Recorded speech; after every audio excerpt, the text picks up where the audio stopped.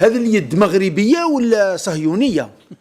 انت اللي مادها لي تقول لي يد ممدوده، سنة نشوف ونقلبوا هذه اليد تاع من؟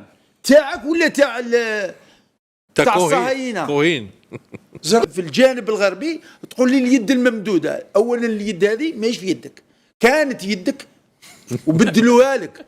اليد الممدوده اللي تحوس ماشيتك تتحكم فيها، يتحكموا فيها ناس واحد اخرين.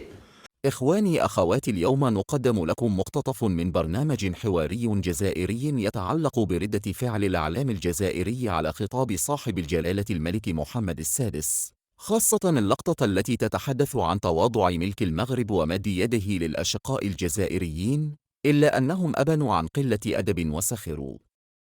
أولا لازم نفرق ما بين الشعب المغربي الشقيق اللي تربطنا به كثير من العلاقات المختلفة. صح، الشعب المغربي كالشعب الجزائري إخوة، يعني تربطنا الجغرافيا، تربطنا الدين، تربطنا، ما فيش مشكل. الآن مشكل اللي راه مطروح هو مشكل المخزن. لما هذا الملك يقول اليد الممدودة، لازم نعرفوا هذه اليد اللي راهي ممدودة تاع من؟ هذه اليد مغربية ولا صهيونية؟ انت اللي مادها لي تقول لي يد ممدودة، سنة نشوف ونقلبوا هذه اليد تاع من؟ تاعك ولا تاع الصهاينه؟ كوهين زرقاء ولا حمراء؟ ايه دوكا تقول لي يد ممدوده، انا نقدر نمد لك يدي، بصح انا ماشي راح نخمس معك انت، راح نخمس مع الصهاينه.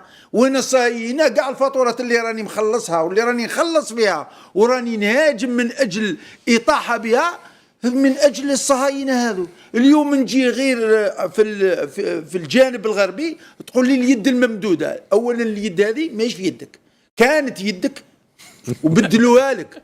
اليد الممدوده اللي تحوس ماشيتك تتحكم فيها، يتحكموا فيها ناس واحد اخرين اللي هما يد مطبعه. ايوه، هذه الامر الثاني. واية يد هذه التي وقعت اتفاقية التطبيع العارجة بيد إسلامية إخوانية التطبيع وورط شوف نقولوا شوف الأمر، ولكن الذي وقع على اتفاقية التطبيع العثماني في نهاية المطاف، والعثماني وهمل ضاع الآن بعدما وقع على هذه الاتفاقية. وكاين حاجة